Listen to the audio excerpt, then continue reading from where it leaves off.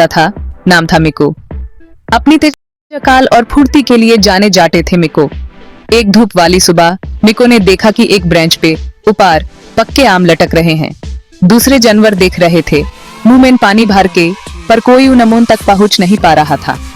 मिको ने अपनी अकल से एक प्लान बनाया।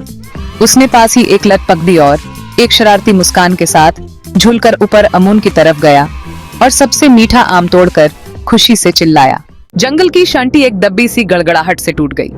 वो राजा था, शानदार शेर, जिसकी दहाड़ पेड़ों से गूंज रही थी।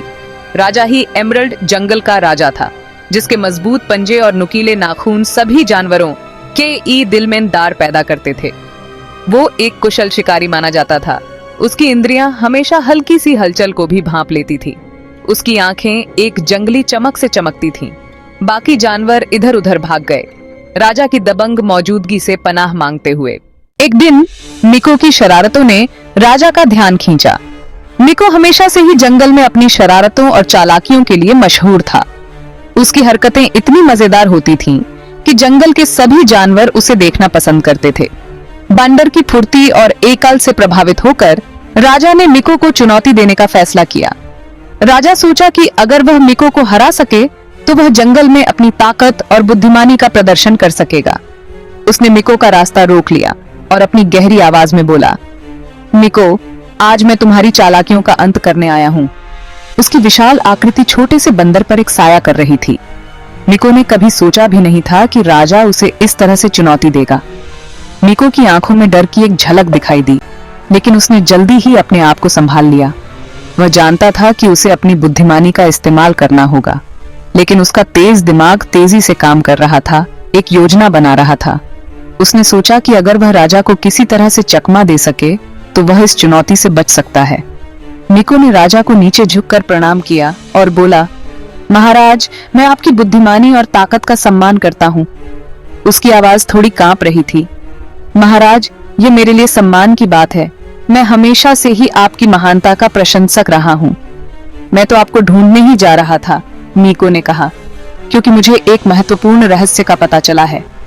मुझे एक रहस्य का पता चला है, उसने धीरे से कहा, जो केवल आपको ही बता सकता हूँ। यह रहस्य आपकी ताकत को और भी बढ़ा सकता है। राजा ने उत्सुकता से पूछा, क्या रहस्य है मिको? मिको ने अपनी चालाकी से मुस्कुराते हुए कहा, महाराज, ये रहस्य जंगल के सबसे गहरे हिस्से में छिपा है। अगर आप मेरे साथ चलें तो मैं आपको वहां ले जा सकता हूँ। और इस तरह मिको ने अपनी चालाकी से राजा को जंगल के गहरे हिस्से की ओर ले जाना शुरू किया, जहां वह अपनी योजना को अंजाम देने वाला था। मिको की बात सुनकर राजा का ध्यान आकर्षित हुआ। एक राज तुम कह रहे हो? शेर गुर्राया। मिको ने अपनी बात जारी रखी और एक ऐसे छिपे हुए बगीचे की कहानी बनाई जहां जंगल के सबसे रसीले फल थे। उसने राजा को इस खजाने तक ले जाने का वचन दिया, शेर के भोजन के प्रति प्रेम का फायदा उठाते हुए। राजा को क्या पता था, मिको उस कांटेदार झाड़ियों की एक भूल भुलैया की ओर ले जा रहा है। जैसे ही राजा कांटों से भरी भूल भुलैया में फंस गया, मिको वहां से खिसक गया। उसकी हंसी पेड़ों के बीच गूंज रही थी। Section 5. Strength and Strategy. Different forms of power. In the vast expanse of the savannah, power manifests in various forms. The lion, often seen as the king of the jungle, relies on its sheer strength and dominance. Meanwhile, the monkey, agile and clever, uses its wits to navigate the challenges of the wild. राजा ये समझकर कि उस चकमा दे दिया गया है, आखिरकार कांटेदार जाल से मुक्त हो गया। The lion, named Raja, found himself ensnared in a thorny bush, a trap he hadn't anticipated. His powerful muscles strained as he struggled to break free, each movement causing the thorns to dig deeper into his flesh. वो गुस्से से दहाड़ा, लेकिन चालाक बंदर के लिए उसके दिल में एक अजीब सा सम्मान बढ़ने लगा। As he roared in frustration, his eyes caught sight of a monkey, Miko, watching from a nearby tree. The monkey's eyes gleamed with intelligence and mischief, and for a moment, Raja felt a strange sense of respect for the creature that had outwitted him. इस घटना ने राजा को एक मूल्यवान सबक सिखाया, सिर्फ ताकत ही काफी नहीं होती। This encounter taught Raja a valuable lesson, that brute strength alone was not enough to navigate the complexities of the jungle. He realized that there were other forms of power, equally potent and sometimes even more effective.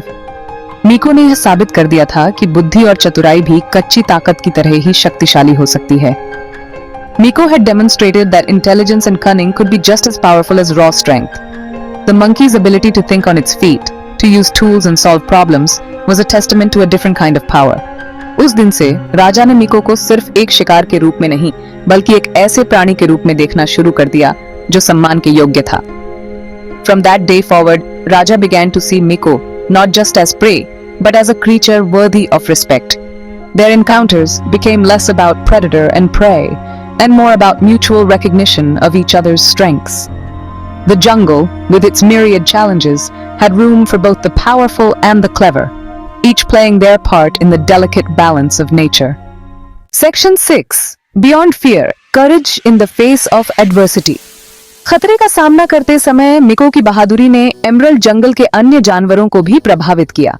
वह आशा का प्रतीक बन गया, यह साबित करते हुए कि सबसे छोटा प्राणी भी साहस और बुद्धि से चुनौतियों पर विजय प्राप्त कर सकता है। उसकी कहानी एक याद दिलाने वाली बात थी कि डर हमें अंदर ही अंदर खत्म कर सकता है और कभी-कभी किसी चुनौती से उबरने का सबसे अच्छा तरीका होता है उसका सामना करना, अपनी चालाकी और बुद्धि का भरपूर इस्तेमाल करते हुए। सेक्शन 7. फीमेल एम्पावरमेंट, अ सबटल नैरेटिव।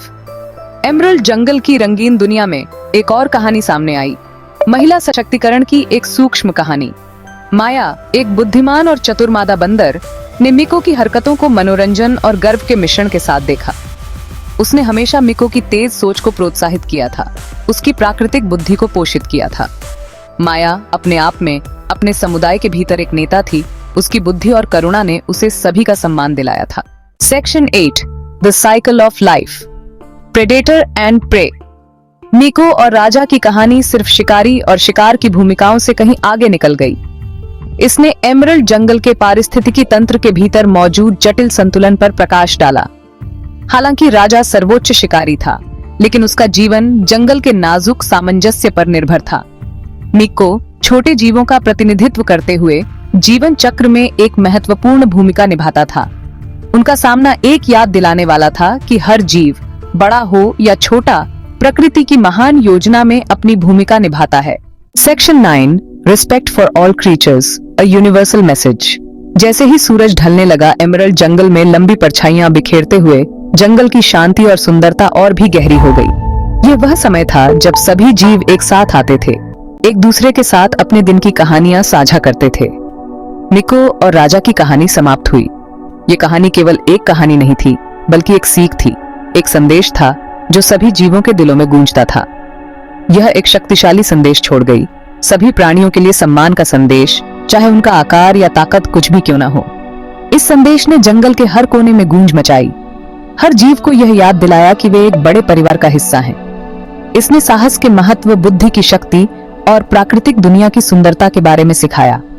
यह कहानी हमें यह भी सिखाती है कि कैसे हम अपने भीतर की ताकत और बुद्धि का उपयोग करके किसी भी चुनौती का सामना कर सकते हैं। और इस तरह चालाक बंदर और बुद्धिमान शेर की कहानी पीढ़ी दर पीढ़ी चलती रही, हर पीढ़ी को यह सिखाते हुए कि कैसे वे एक दूसरे के साथ मिलकर रह सकते हैं और एक दूसरे की मदद कर सकते हैं। हवा में फुसफुसाते हुए एक कालातीत कहानी जो सुनने वालों को संतुलन, सम्मान और सभी जीवित चीजों की अंतर संबंधितता के महत्व की याद दिलाती रही। यह कहानी केवल एक कहानी नहीं थी, बल्कि एक जीवन का तरीका था, एक दर्शन था जो हमें यह सिखाता है कि हम सभी एक दूसरे से जुड़े हुए हैं और हमें एक दूसरे का सम्मान करना चाहिए।